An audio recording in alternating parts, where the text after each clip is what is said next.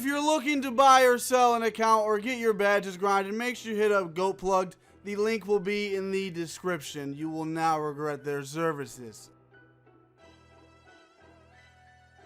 Let's get it. What's going on YouTube? It's the GOAT White Boy of 2K. It is Young Dirk. Today in this video, I'm going to tell you guys how to dominate on any sharpshooting build in NBA 2K20. Specifically, if green is the biggest section in your pie chart. This goes for pretty much all non-speed boosting shooting builds. Shot creators, sharps, 3-level scores, stretches, etc. In takeover and close to takeover, this build I'm on can speed boost. I'm on a 6'6 pure sharp or 6'5 pure sharp. But for the stretches and stuff, obviously you cannot speed boost at all. So most of these tips and tricks will be towards builds that cannot speed boost. And regardless if it's sharpshooter or not, this will still help you out a lot, even if green is not your biggest pie on your pie chart. So I came up with a list, and I'm going to break down each one. And I spent a lot of time on this, so if you guys could please get this video to 500 likes, I would really, really appreciate it. And you guys, listen to me. Don't listen to people who aren't good. You guys know I'm good. I'm not trying to sound cocky. Just please listen to me. My goal of this channel is to help you guys out and provide entertainment at the same time. So if you're new, join the GOAT Gang and hit that subscribe button. So I have the list in front of me. We are going to go over your jump shot choice, how to fade, how to properly fade, how to properly use the screens to get open, how to LT, when to throw lobs, situational, your badges, and when to shoot. And when to shoot is probably the most important. I got a nice little like tip, trick, glitch, not a glitch, but a nice little secret tip that you guys are gonna like. Might not be secret to some of you, but it's a glitchy ass tip. So without further ado, let's just get right into the video. Alright, so the first thing we're gonna go over is the LT cheese. In 2K19, this was abused bad, and they thought by taking the inbound further back would fix it. It does not fix it. I abuse this even when I'm not on my sharp, because it just creates so much opportunities and plays. So basically what you do is when you're inbounding the ball, you want your teammate to come up and hold LT next to your defender and try to get him stuck, and you wrap around him. Now you can either get the wide open shot. If both of the defenders go towards you, the center can drive to the paint. And if your shot's not there, if they play it good, like right there, I really didn't want to shoot it, have him come back for a screen. It's easy LT cheese. You should always do this every time you are inbounding the basketball. Okay, so next we got the fades, what fade, and when to fade. I know it sounds easy, but a lot of people really need help because they don't know what an open fade is. So for your fades, I recommend either using Curry or normal 4. Now notice in all these clips, see now that shot right there, most people wouldn't think that's a smart shot to take. Especially with Curry and normal 4, they create you a lot of space and they're both quick. So if they are ever trailing behind you, like right there, even though that was pretty much open, the center hedged up a little bit, but if they're trailing like that, you always shoot it. Anytime they're running behind you, shoot the ball. And the fades for bailouts are great. If you're having a hard time getting open for a standing shot, go for fades. Another way to use the fade is for free boards. When the center is hedging at all or picking up, shoot that fade. Your teammate will have the free board every time. So on this next play right here, the center comes up a little bit. If I miss, my center has got the free board. Fade, it'll work, trust me. Now this right here is the stuff that no YouTubers ever talk about. How to score in certain situations. So I actually included the lobs in this one, so I'm sorry, from the original list. So this is what to do in certain situations.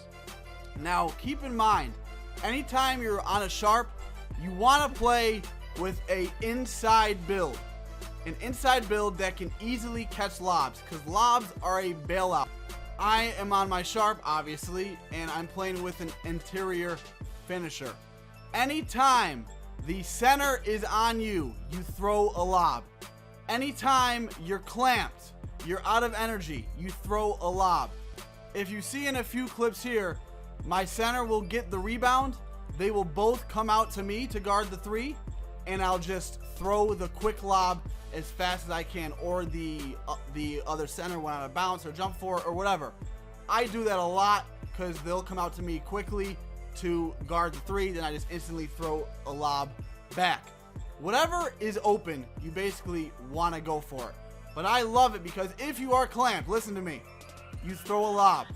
It's a bailout. Anytime the guard is on the center, you throw a lob. It's just an easy way to get a bucket if you are clamped. Also, you guys got to do this more. I see people play. I play against people, obviously. If you are out of energy or you are clamped, ask for a reset. Just have your center come up, give him the ball, and then he's going to give it right back to you for a nice reset and restart your offensive possession. Alright, so you guys listen up. This is the most important part of the video. Now, as you guys know, since they took out the behind the back, to play twos, especially on a sharp, is really hard. Sharps and stretches are really a threes build, and they're a spot up build for the hash or for Pro-Am. But if you know what you're doing, you can still use them on twos. And the reason why it's hard is because it's hard to get off a shot because you're so slow, but that's okay. Because I'm going to show you that you really only need an inch of space to shoot the ball because you're a sharp. Now, some of these shots, and especially like that to some people would be considered a bad shot. That right there would be considered a bad shot. So first things first, and I'm gonna slow down a specific clip, but you want to put on a super fast step back. You got to set your feet quick to create that space to get the open shot. So you're gonna want to put on Pro Hesitation Pro 3 or Pro 4. These are the two fastest step backs in the game. Either or, it does not matter. Or I believe if you put on Dribble Size Up Pro 6, you can stop on the go very quick just by letting go of your turbo. But you want to shoot when you have that 1 inch of space, and I'm going to slow it down and show you guys. Alright, you guys, so look. See how he's playing back on me. You're sharp. You have range extender Hall of Fame. You want to shoot it when they least expect it. He's not expecting me to shoot right off the inbound like that. The moment you see your defender with his hands down and he's a few feet away from you, you shoot the ball. And this goes for a catch and shoot, as you guys saw in the other clips.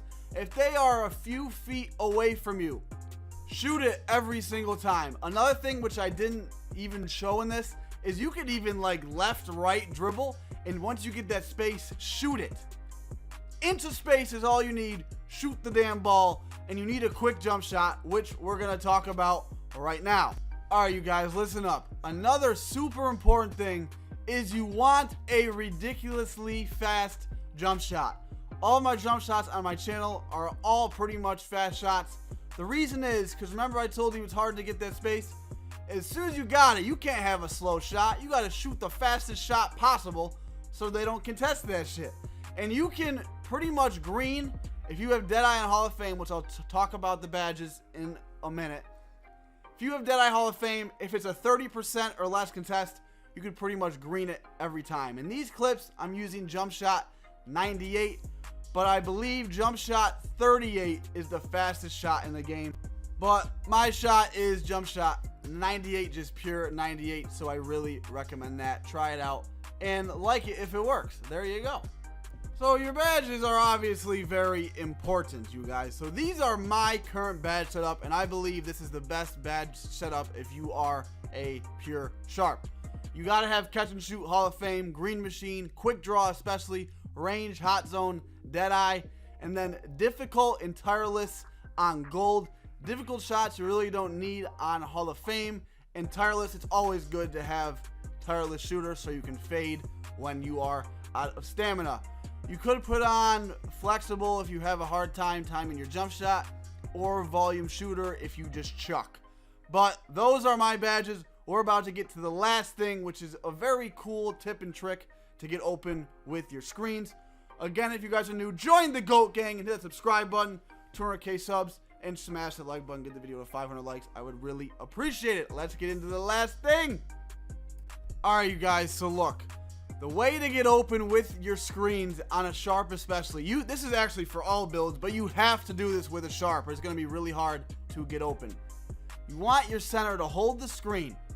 You want to run one way so your defender hits the screen, then run back the other as soon as he hits it.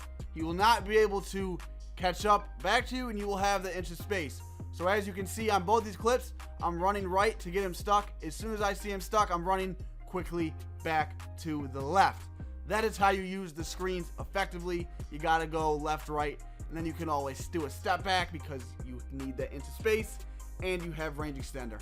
I really hope this helped you guys out. I spent a ton of time on this. Have a great day, you guys. Go out.